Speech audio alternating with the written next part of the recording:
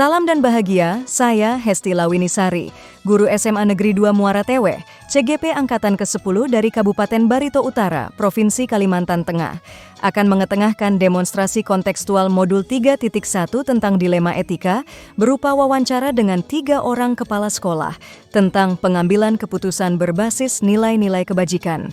Semoga menginspirasi dan selamat menyaksikan.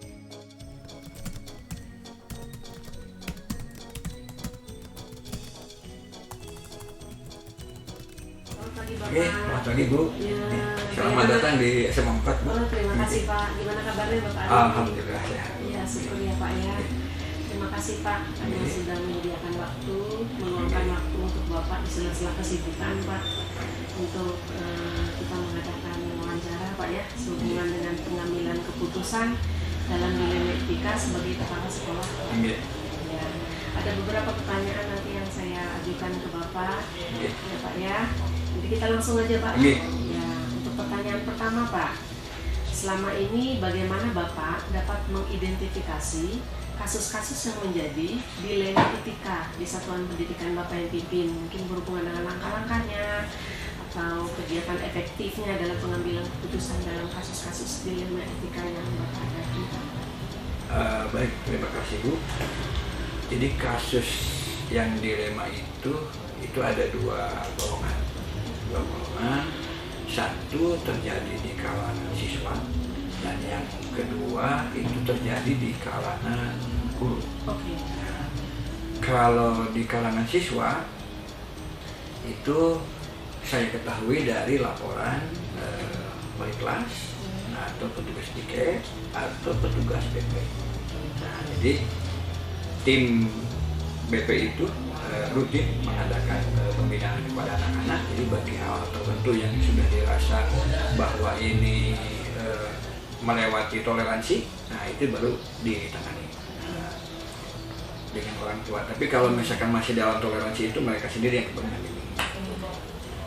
Dalam kaitan dengan dengan guru, nah guru itu berdasarkan hasil pemantauan saya terhadap kinerja Bapak Ibu. Yang bentuk dilemanya yang pertama, kalau siswa ini biasanya yang paling menonjol adalah pada saat kenaikan kelas. Jadi kalau yang nilainya normal kemudian hadir tiap hari itu clear, ya, tidak dipermasalahkan. Yang sering dipermasalahkan adalah dua hal. Pertama, secara akademik, siswa itu sebetulnya tidak mampu mencapai ketuntasan. Nah, tetapi dia memiliki karakter yang bagus. Untuk hal yang seperti itu, karena kami menggunakan kurikulum Merdeka, di kurikulum Merdeka kan tidak ada anak yang tinggal kelas. Nah, jadi dengan pertimbangan bahwa karakter mereka itu sangat menunjang, itu kemudian kami naikkan. Nah, yang kedua, yang sering menjadi perdebatan yang panjang adalah justru bagi anak-anak yang berprestasi akademik, berprestasi olahraga, berprestasi seni, tetapi tingkat kehadirannya rendah. Nah, banyak penyebab tingkat kehadiran itu, tetapi kalau sudah pada level kenaikan kelas, nah itu kan diputuskan naik atau tidak. Nah, dalam hal ini biasanya kami memang mempertimbangkan beberapa hal terkait dengan prestasi akademiknya. Nah, kalau dia mengunggul, prestasi non akademiknya. Nah, yang sering menjadi sorotan adalah mengenai ketidakhadiran dan karakter. Nah, kalau sudah seperti itu, biasanya sepanjang karakternya itu kemudian bisa diarahkan. Kan kita bisa melihat anak-anak Bu, pendapat kawan-kawan wali, kemudian pendapat sesepuh di sini. Jadi kan di sini ada orang yang dituakan, jadi pendapatnya itu kami pakai. Jadi kalau menurut beliau ini anak bisa diarahkan. Dari pengalaman kami membina siswa bahwa anak-anak tertentu dengan karakter seperti ini bisa diarahkan. Nah itu tetap kami naikkan kelas berikutnya. Dan banyak hal terjadi ketika dia naik ketika berikutnya itu karakternya cenderung lebih bagus. Karena dia merasa, oh saya sudah diperjuangkan di level sebelumnya, sehingga saya harus berterima kasih dengan pemikiran. Begitu Pak ya. Jadi yang saya tangkap itu Pak ya tadi ada 2 golongan tadi dilema etika yang Bapak hadapi selama ini di sekolah, yaitu dilema etika terdapat pada kasus siswa dan kasus guru. Kalau kasus siswa itu dari lapangan ya, Bapak temukan dari lapangan, misalnya laporan dari wakil kelas, Pak wali kelas, dari piket, dari BP gitu Pak ya, yang secara berkala itu melakukan kegiatan. Jadi kalau masih dalam apa ke tingkat masih bisa ditoleransi, maka tindakannya akan berbeda, sudah melampaui. Kalau dari kalangan guru tadi, dari observasi sekolah yang dilakukan ya Pak terhadap kinerja guru. Artinya Bapak sudah melakukan kolaborasi ya Pak ya, kolaborasi dengan beberapa guru dalam menghadapi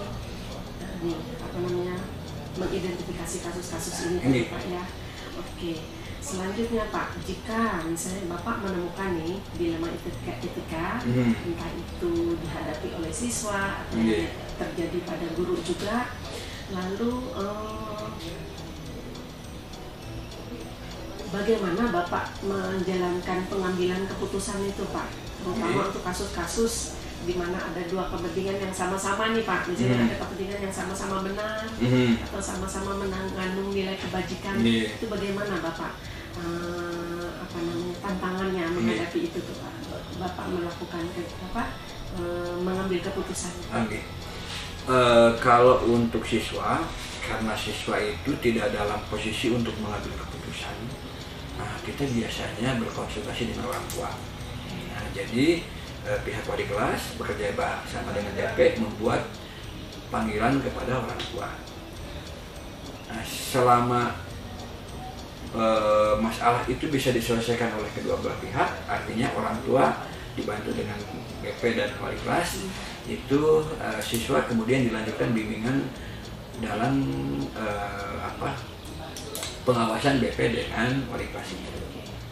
Tetapi pada titik tertentu di mana bimbingan itu sudah dilaksanakan 3 kali, misalkan kemudian sudah difasilitasi untuk dibimbing, ternyata hasilnya misalkan tidak berubah juga, kita biasa minta bantuan sesepuh guru yang disepuh dari sini. Kalau setelah dikonsultasikan dengan pihak sesepuh pun ternyata bahwa ini anak ini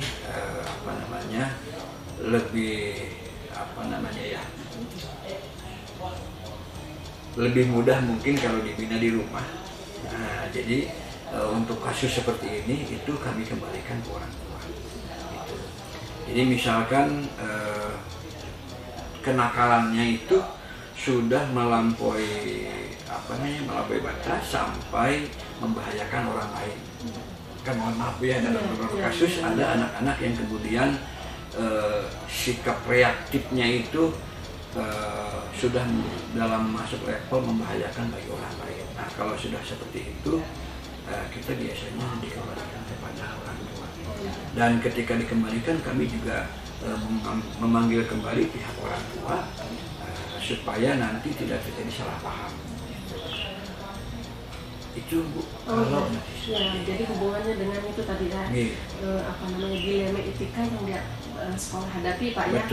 Jadi dilema etika itu kasusnya benar-benar Pak, benar-benar ya Pak ya. Artinya kalau dikeluarkan memang sudah melanggar aturan, tapi kalau kita mengeluarkan anak ini berprestasi, itu jadi dilema Pak ya. Jadi keputusannya seperti itu Pak ya.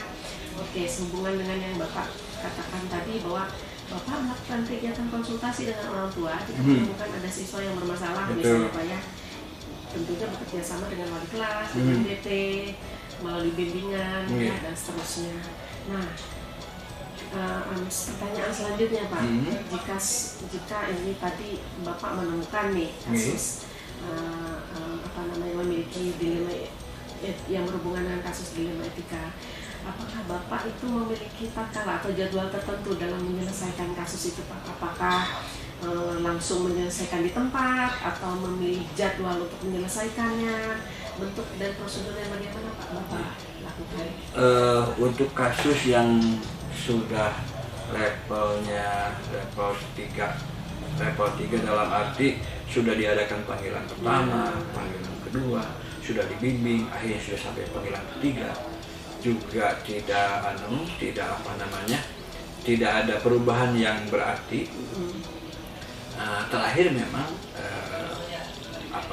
upaya yang kemudian ditempuh oleh sekolah itu dengan memanggil orang tua untuk yang kesekian kali. Karena itu tadi dari mata hukum, anak itu tidak dalam posisi untuk mengambil keputusan. Jadi kita tidak mungkin kamu mau ini atau mau ini, tidak mungkin. Jadi kita harus bertanya kepada orang tuanya. Nah, yang sering terjadi kesulitan adalah beberapa anak itu orang tuanya tidak ada, awalnya jauh, atau bahkan dia di sini hanya sebatang kara gitu. Nah, itu yang sering ada. Tetapi secara umum yang selama ini kami hadapi, orang tua itu sejauh apapun tempat tinggalnya, ketika dipanggil untuk kepentingan pembinaan putra-putrinya, mereka datang. Jadi tidak begitu masalah dapat kemudian diselesaikan di situ, enggak. Karena melibatkan semua pihak supaya nanti hasilnya sama-sama enak bagi semua pihak. Ya, tergantung pada level pelanggaran ya Pak ya, tapi tetap melibatkan orang tua, guru dan beberapa orang yang memang berkaitan dengan permasalahan mengenai dilema etika ini. Oke Bapak, selanjutnya Pak, adakah seseorang atau faktor-faktor yang selama ini membantu Bapak selama ini? Orang-orang yang sangat membantu Bapak dalam mengambil keputusan atau kasus-kasus yang berhubungan dengan dilema etika ini? Yang pertama, kita menggunakan struktur yang ada. Struktur yang ada dalam hal ini wali kelas. Kemudian ada tim BP. Tim BP kebetulan ada 3 orang. Dan terakhir Bapak Ibu guru dan Bapak Ibu guru yang dituakan. Jadi kebetulan SMA 4 ini kan punya beberapa orang yang pernah menjadi kepala sekolah. Jadi dengan pengalaman beliau selama bertugas, itu bisa menjadi referensi bagi kami untuk mengambil keputusan. Oh iya Pak ya, jadi ada strukturnya Pak. Iya, kan karena di seluruh organisasi itu kan ada wali, ada BP, gitu, ada siapa gitu. Jadi semua perorganisasi Pak ya, ada strukturnya, ada wali kelas, ada guru BP-nya, atau guru-guru yang sudah punya pengalaman sebelumnya. Bisa berbagi gitu. Ya Pak, dari yang semua Bapak sudah sampaikan tadi Pak, jadi pembelajaran apa yang bisa Bapak dapat petik Pak untuk mengambil keputusan dalam kasus dilema etika yang Bapak hadapi? Yang pertama, kasus dilema etika itu pasti terjadi, hanya mungkin levelnya yang berbeda dari tahun ke tahun. Yang kedua, di dalam pengambilan keputusan, kita tidak mengambil keputusan sendiri. Jadi melibatkan beberapa orang dan beberapa pihak yang memang secara struktur sudah diberikan tugas untuk itu. Dan yang terakhir itu, jadi kita berkonsultasi dengan orang-orang yang sudah berpengalaman menangani kasus itu. Sementara ini, karena kami memiliki senior di sini, kami berkonsultasi kepada guru-guru senior itu. Demikian Ibu. Menarik sekali Pak kepemimpinan yang Bapak lakukan Pak. Jadi semua terlibat gitu ketika ada kasus gitu Pak ya. Bapak melibatkan semua pihak dan itu menarik sekali Pak, menginspirasi. Terima kasih Pak atas kesempatan yang Bapak berikan. Semoga Bapak sehat terus Pak menjalankan setiap kegiatan dan tugas Bapak. Selamat siang.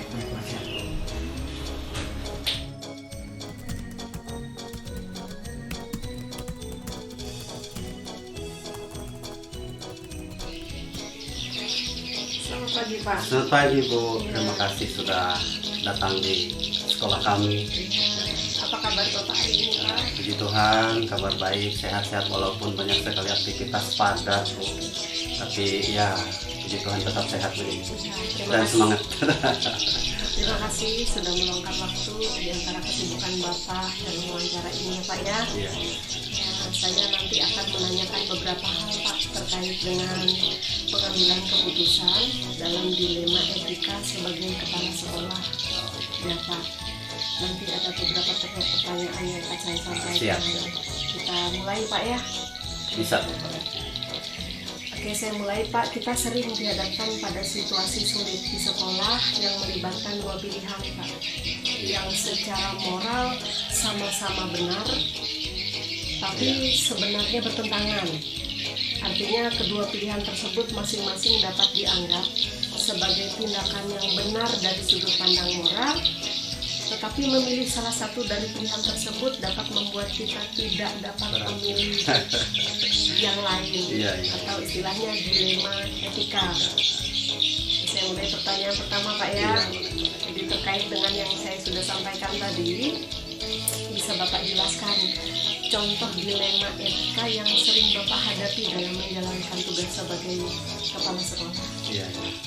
Baik Bu, terima kasih pertanyaannya. Dan intinya terima kasih sudah bersedia datang ke tempat kami. Begini, bagi kami sebenarnya tentang yang namanya dilema etika itu banyak sekali Bu, ya, banyak sekali berdasarkan pengalaman yang sudah kami alami. Salah satunya yaitu menyangkut peserta didik.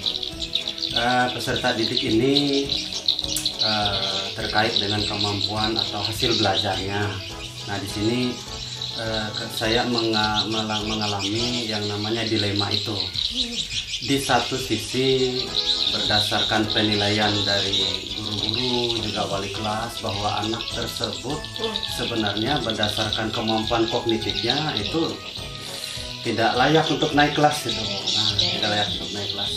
Tetapi di satu sisi anak ini sangat rajin setiap hari turun sekolah dan dia taat kepada guru.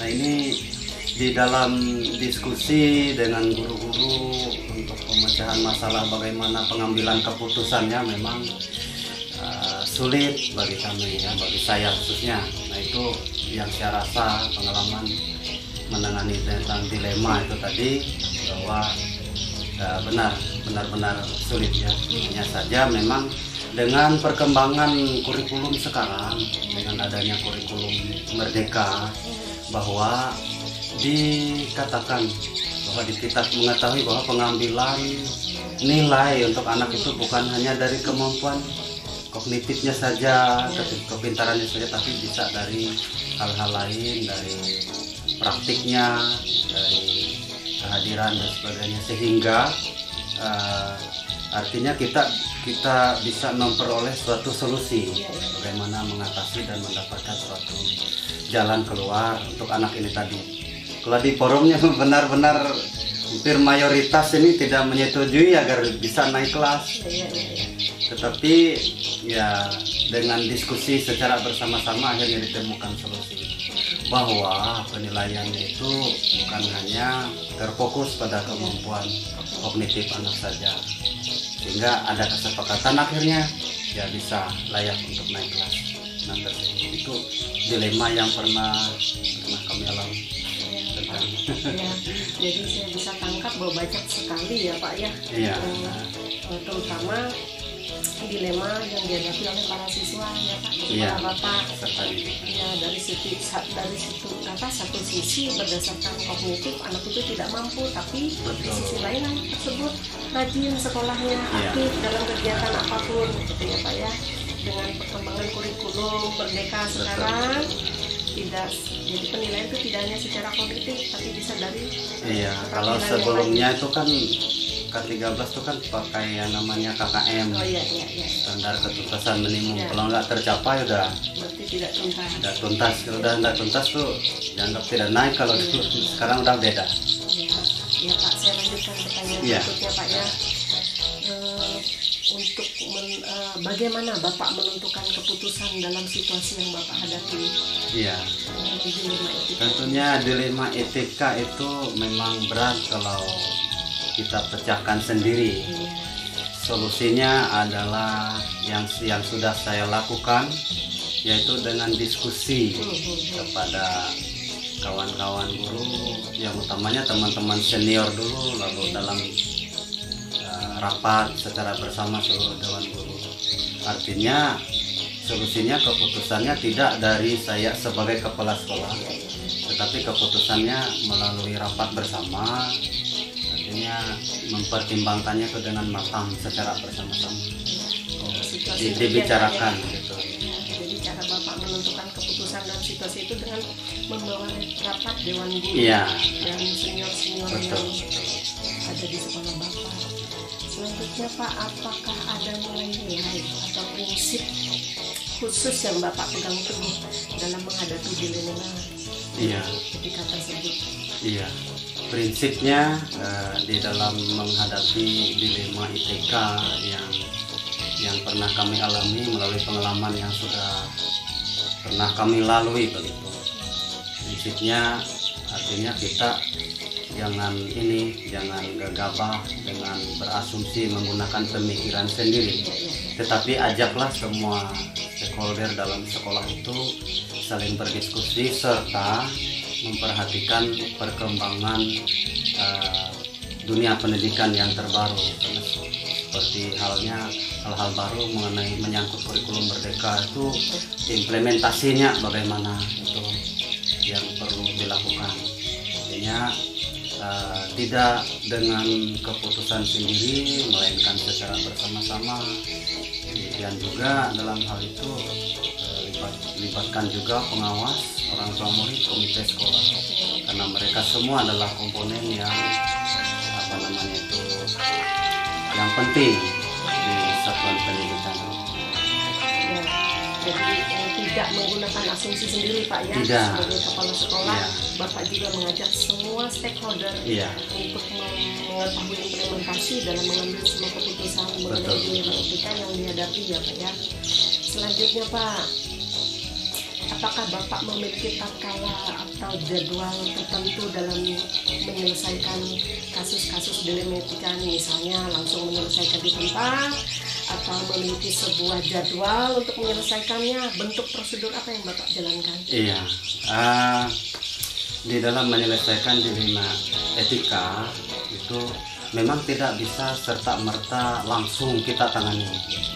Yang saya lakukan begini, ketika ada ditemukan dilema etika itu, saya memanggil kawan-kawan guru yang senior dulu. Kami duduk bersama dulu, berdiskusi, saling tukar pendapat untuk mencari pemecahannya. Ketika ada sedikit kesimpulan dari diskusi saya bersama teman-teman yang senior ini, nah ini saya bawa lagi ke rapat besar dengan beserta semua dewan guru. Nah itu. Nah memang terkadang tidak sempat untuk melibatkan komite, terkadang itu. Tapi kadang-kadang bisa juga jika memang ada waktu dan kesempatannya bersama komite sekolah itu kita rapat. Tapi selama ini adanya dilema etika yang kami alami itu beres-beres aja, sudah ditangani di pihak sekolah aja begitu, kepala sekolah dan dewan guru aja gitu. Dan pada prinsipnya nggak ada yang sampai menimbulkan masalah serius, semua teratasi dengan baik berkat tadi kebersamaan dalam musyawarah itu menyelesaikan. Ya Pak ya, jadi tidak serta-merta dia Tidak serta-merta. diputuskan, tapi melalui diskusi bersama, dengan berbagai pihak ya, Ya, mempelajari kebenarannya, akar masalahnya gimana.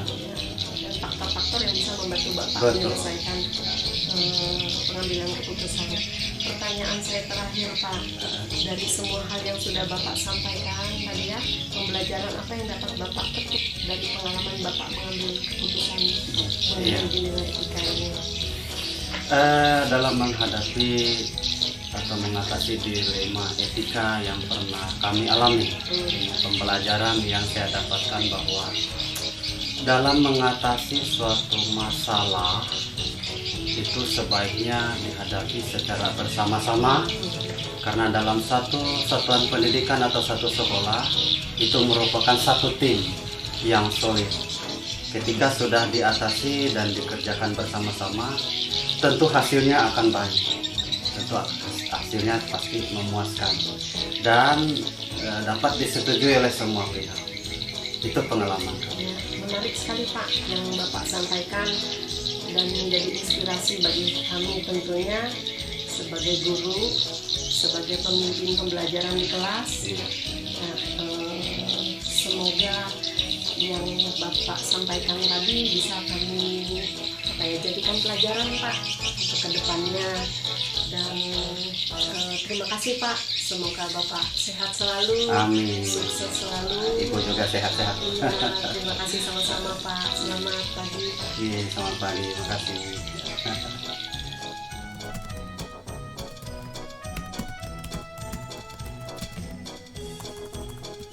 Pak. Selamat pagi Bu Esti. Apa kabarnya Pak? Alhamdulillah. Ya, Ada yang bisa dibantu nih? ya, terima kasih Pak ya, Ya. sudah meluangkan waktu untuk wawancara hari ini di Siap, antara kesibukan Bapak. Nggih. Ya, saya akan menanyakan beberapa hal nanti Pak terkait silakan. dengan pengambilan keputusan dalam dilema etika sebagai kepala sekolah nanti Pak. Mudah-mudahan bisa menjawab Bu ya. Iya, kita bisa mulai saja Pak ya. Boleh, monggo silakan. Ya, saya sampaikan dulu Pak, kita sering dihadapkan pada Nggih. situasi sulit di sekolah yang melibatkan dua pilihan Ya. yang secara moral sama-sama benar, Nggih. tapi sebenarnya bertentangan. Ya. Ya Pak ya.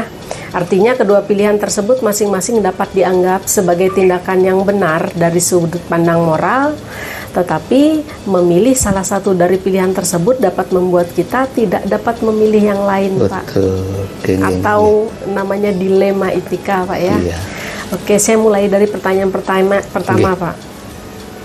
Selama ini bagaimana Bapak dapat mengidentifikasi kasus-kasus yang merupakan dilema etika atau bujukan moral tuh Pak? Gini Bu Sisti, sebenarnya hampir setiap saat di sekolah itu, di sebuah instansi ya, saya katakan apalagi sekolah itu terkait dengan banyak keinginan, ada guru, ada siswa, ada tenaga kependidikan, ada orang tua, maka semua itu pasti akan muncul. Antara dilema etika atau bujukan moral itu pasti akan muncul. Namun demikian, selaku kepala sekolah tentu punya semacam saringan ya, atau filter yang dapat memberikan arah. Artinya apakah itu dilema etika, apakah itu bujukan moral.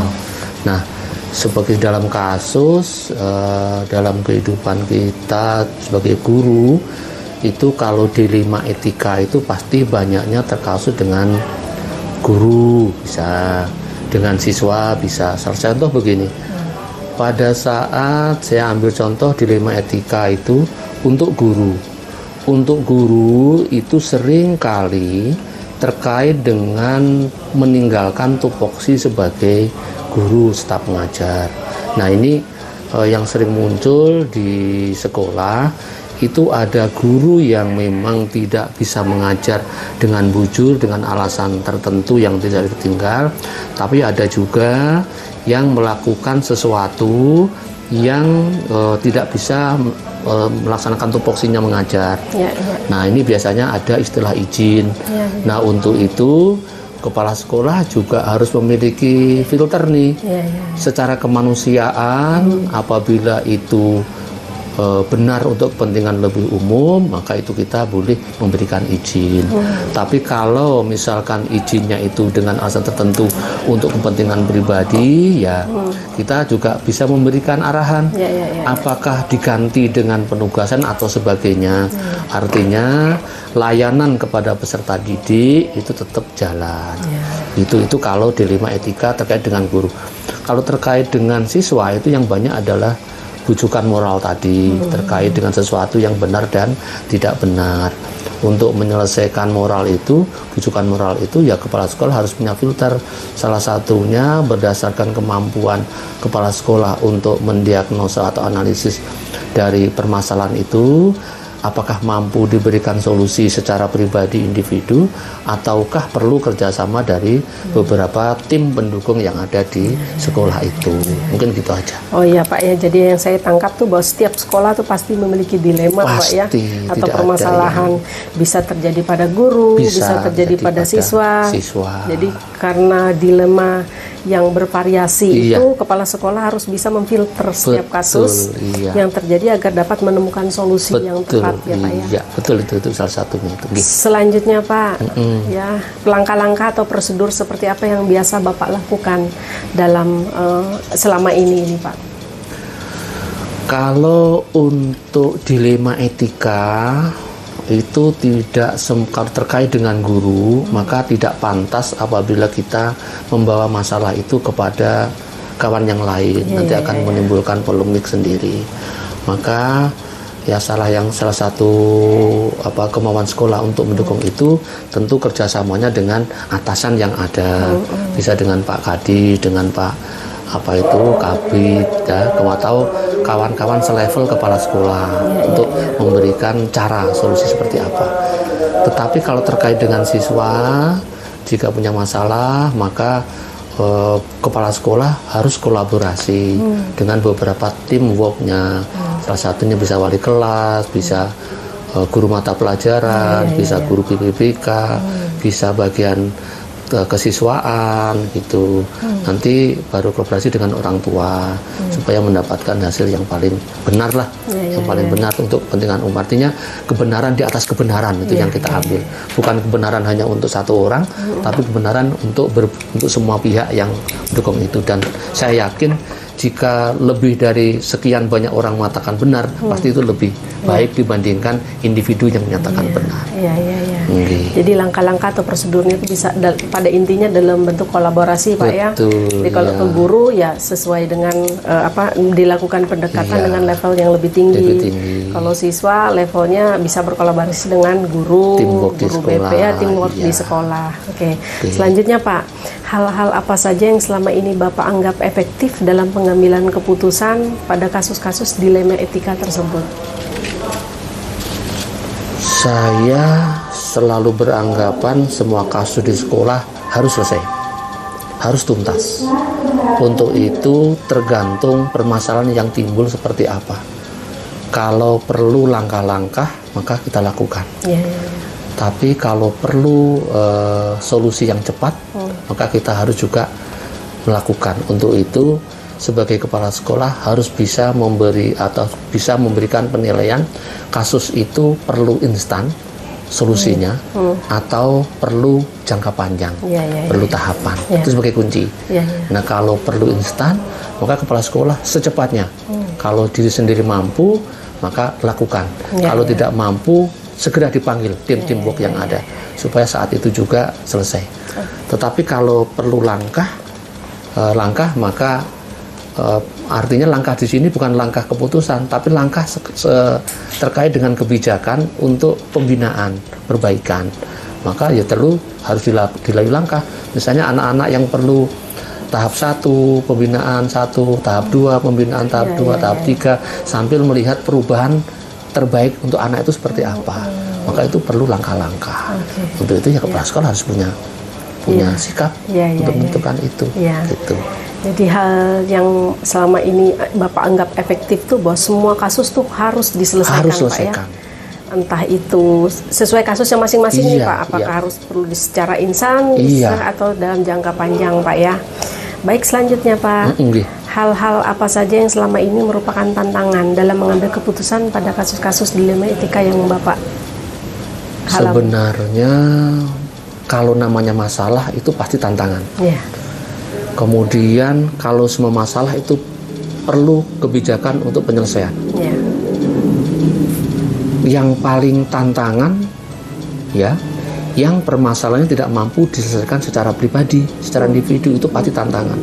Tapi kalau mampu diselesaikan sendiri, berarti itu cepat solusinya gitu. Tapi kalau misalkan tantangannya berat, solusinya berat, perlu kolaborasi, perlu kerjasama, ya harus dilakukan. Karena tidak bisa menyelesaikan permasalahan dengan cara pribadi atau individu, maka perlu kolaborasi. Jadi kuncinya kalau kita lihat, kalau tantangan itu pasti semuanya berat. Tantangan itu harus selesai. Tantangan itu harus mendapatkan solusi. Karena kalau tidak, maka akan merembet kepada kebijakan yang lain.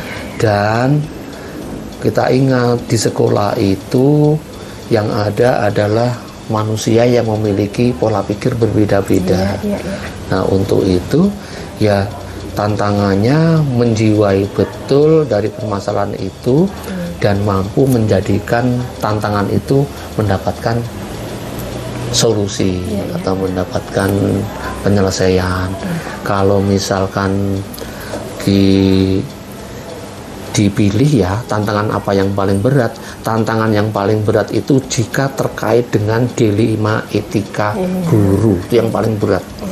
karena dampaknya luar biasa. Apabila kepala sekolah memanggil secara langsung, itu juga akan menjadi problem tertentu. Kalau misalkan kepala sekolah memberikan sesuatu di tempat umum, juga akan timbul pemahaman yang berbeda. Untuk itu solusinya adalah mencari waktu yang paling tepat pada saat si orang yang bermasalah itu.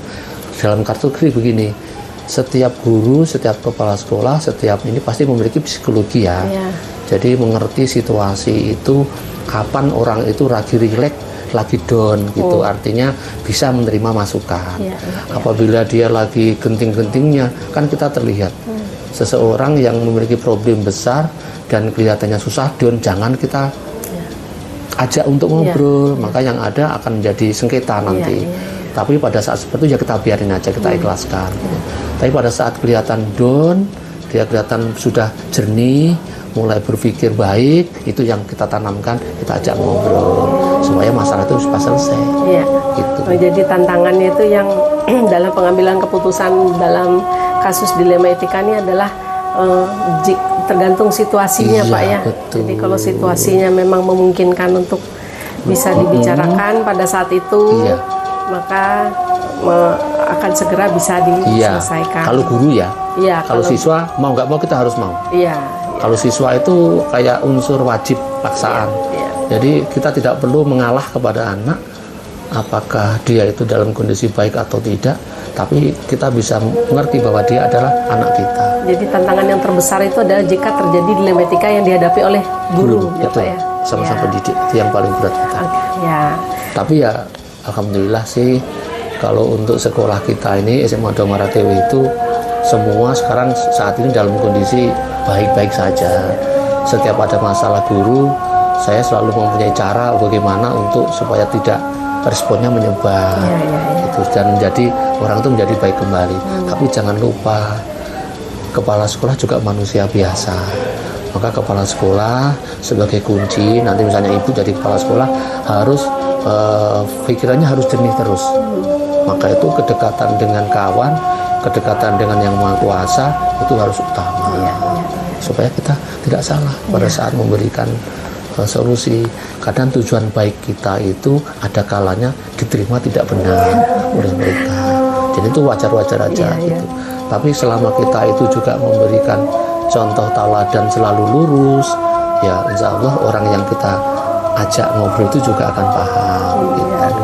Jadi kembali lagi kepada diri sendiri, Pak ya, menyerahkan dulu juga dengan kepada Tuhan juga. Itu kunci itu. Kemudian Pak ya, saat menghadapi dilema etika nih Pak, apakah Bapak mempunyai tatkala atau jadwal tertentu nih Pak dalam menyelesaikan kasus yang dihadapi? Apakah misalnya bisa langsung diselesaikan di tempat atau memiliki sebuah jadwal untuk menyelesaikan? Bentuk dan prosedur seperti apa ini Pak? Yang begini, Bapak masalah itu timbul kan kita tidak tahu awalnya. Ujuk-ujuk datang masalah itu. Jadi kita tidak bisa membuat jadwal masalah itu kapan datang. Masalah itu datang sesuai dengan harkatnya. Jadi permasalahan timbul itu sekonyong-konyong gitu. Setiap orang, kalau kita berkehendak sebenarnya jangan sampai ada masalah, iya kan? Betul. Tetapi karena kita bergerak dan bergaul dengan beberapa orang, pasti itu akan muncul dari selisih pendapat, dari sikap, dari tabiat anak-anak, itu pasti muncul.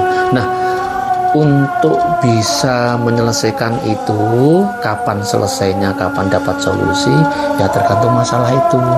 Masalah itu levelnya apakah ringan, apakah sedang, apakah berat.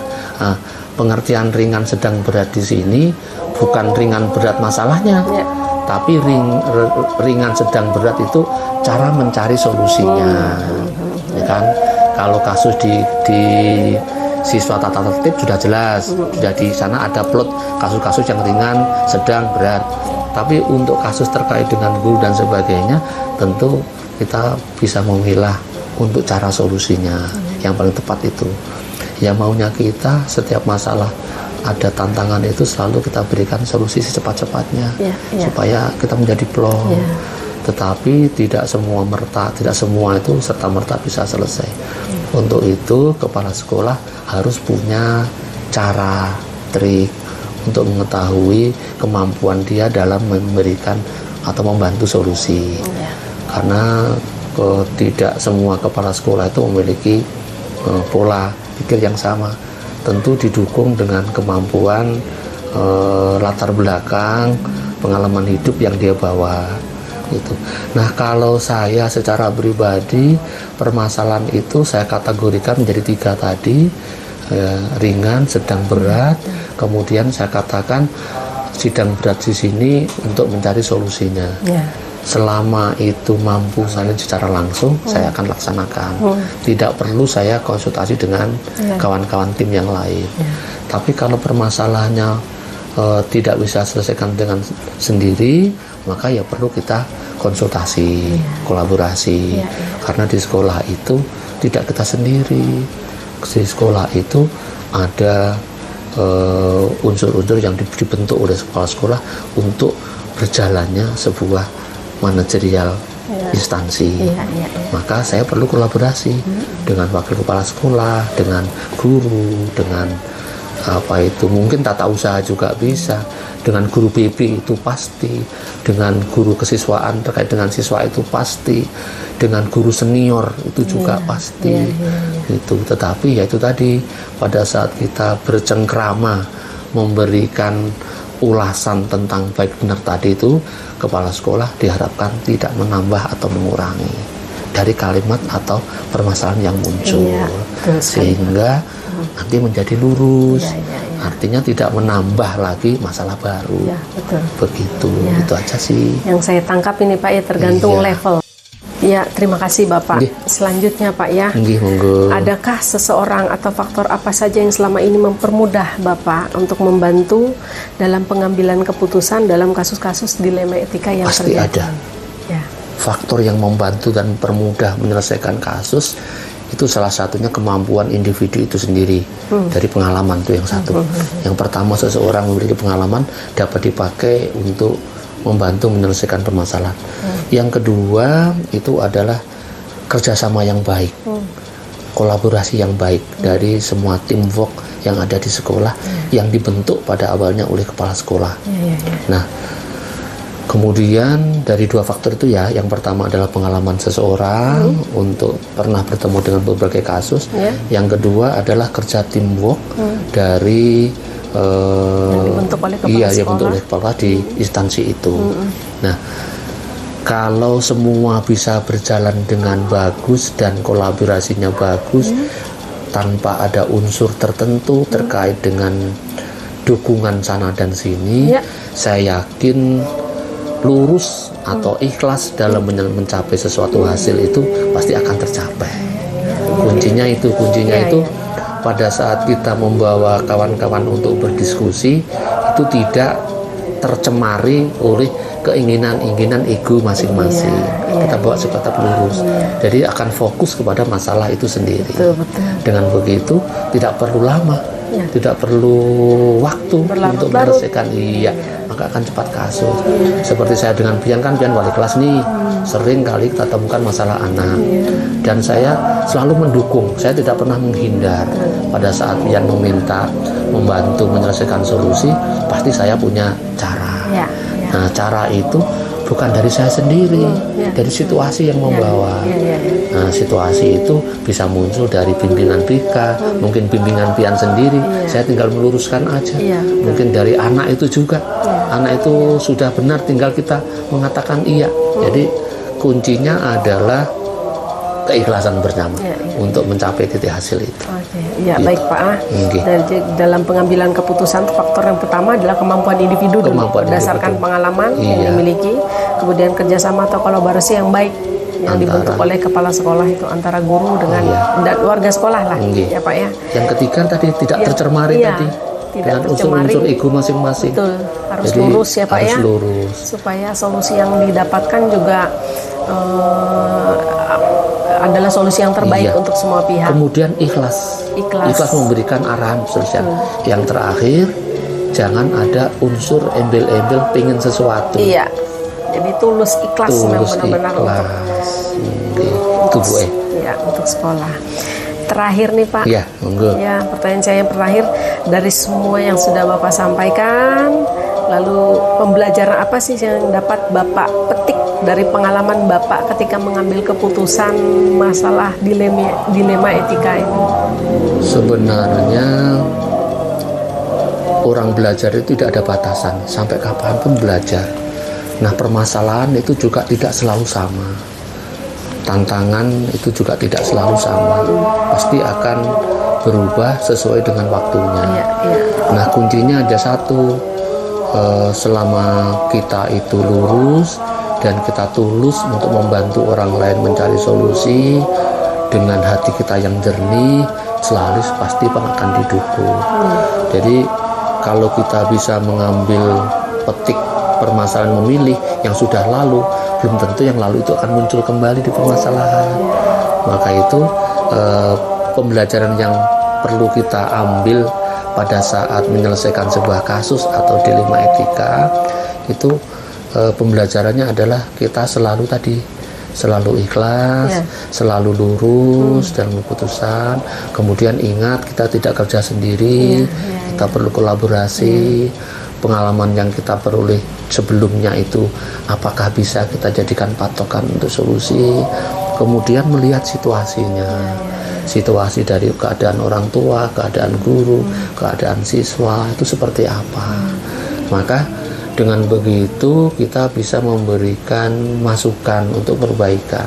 Saya ambil contoh kasus, misalkan ada anak didik kita di rumah itu hari orang tuanya broken home, kan sering kita temukan anak-anak yang bermasalah awalnya bukan di sekolah, tapi awalnya memang di rumah. Maka pembelajaran yang kita bisa lakukan adalah kita merasa seperti anak itu, kita membawa diri kita seperti mereka, menempatkan yang terbaik dan bisa dia terima sebagai solusi. Kalau kita membawa keinginan kita sendiri tidak masuk ke benak jiwa anak itu, ya kita akan susah ketemunya. Kan ibu pernah kan saya ngasih tahu anaknya nangis. Karena saya sendiri juga dari keluarga yang tidak harmonis pada awal. Maka itu saya bisa mengerti anak itu situasinya seperti apa. Ya kunci juga nih. Gitu ya. Maka itu kalaupun guru tidak, ibu dan kepala sekolah tidak memiliki latar belakang itu, ya paling enggak harus referensinya membaca itu, supaya orang-orang yang dalam kategori orang tuanya lagi bermasalah itu apa saja sih faktor yang dia dapat, gitu. Lebih mengenal siswanya, Pak ya. Betul. Jadi tulus, ikhlas, menghadapi semua dan mencari solusinya yang terbaik untuk semua. Kayak misalkan untuk guru juga sama. Salah satu kawan kita untuk guru, saya pun masuk menyelami menjadi jiwanya dia seperti apa. Jadi pada saat berhadapan dengan saya tidak ada unsur akan saya paksa, tapi dia secara sadar dan ikhlas mau memperbaiki. Kan ya ada juga yang sampai nangis pada saat kita bawa ngomong. Tapi yang kita omongkan itu benar, real di lapangan. Itu loh ini loh yang kita butuhkan di dalam keluarga maupun terkait dengan pekerjaan kita tuh, ini loh yang kita butuhkan gitu. Mungkin itu melakukan pendekatan yang lebih intens, Pak. Iya, mengerti betul latar belakang dari orang yang akan kita bantu tadi, agar bisa mendapatkan solusi yang terbaik, Pak ya, dari semua permasalahan yang dihadapi. Dan orang itu mau menerima. Iya, Pak. Gitu. Jadi sangat menginspirasi, Pak, apa yang Bapak sampaikan. Ini jadi pembelajaran terbaik untuk saya. Bagaimana caranya menjadi seorang pemimpin, terutama kalau saya ya sebagai pemimpin pembelajaran di dalam kelas misalnya, yang mana menyikapi setiap permasalahan yang saya hadapi ketika berada di dalam kelas. Saya pikir sama saja gambaran. Kurang lebih sama. Ya, kurang lebih. Karena yang kita hadapi ini kan orang yang bisa bergerak ya. Dan mereka memiliki bakat, karakter, pembawaan sifat berbeda-beda. Dan dia tidak diam. Dia pasti bergerak. Dia bisa menilai. Ini benar, ini salah, dan dia juga feeling, kok punya feeling, karena pada dasarnya semua manusia itu benar, putih bersih gitu. Selama kita tulus menyampaikannya dan dia bisa mengerti, saya yakin juga akan mengerti. Iya. Gitu. Senang sekali Pak berbicara dengan Bapak. banyak hal yang bisa saya dapatkan. Amin. Semoga Bapak sehat terus, Pak. Amin, amin, Dan amin. selalu sukses menjalankan kegiatan dan Amin. aktivitas Bapak. Tapi tolong didukung juga. Saya dukung, kami dukung, Pak. Amin. Siap. Ya, terima kasih, Ya, Pak. iya, sama-sama. Selamat siang. Selamat siang.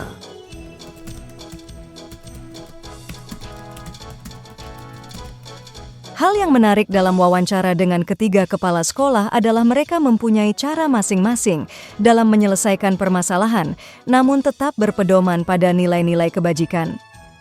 Ketiga kepala sekolah berpengalaman dalam memutuskan perkara yang mengandung paradigma dilema etika keadilan lawan rasa kasihan dengan prinsip rasa peduli, namun dalam pengambilan keputusan belum menggunakan 9 langkah pengambilan dan pengujian keputusan. Saya bertekad ke depannya dapat menerapkan bagaimana memutuskan suatu perkara yang mengandung dilema etika dan mengujinya dengan menggunakan 9 langkah pengambilan keputusan. Keputusan terhadap perkara dilema etika akan saya praktikan secepatnya, terutama dalam menyelesaikan masalah-masalah yang berkaitan dengan siswa dalam belajar dan masa depannya, agar mereka dapat mencapai keselamatan dan kebahagiaan hidup sesuai filosofi Ki Hajar Dewantara.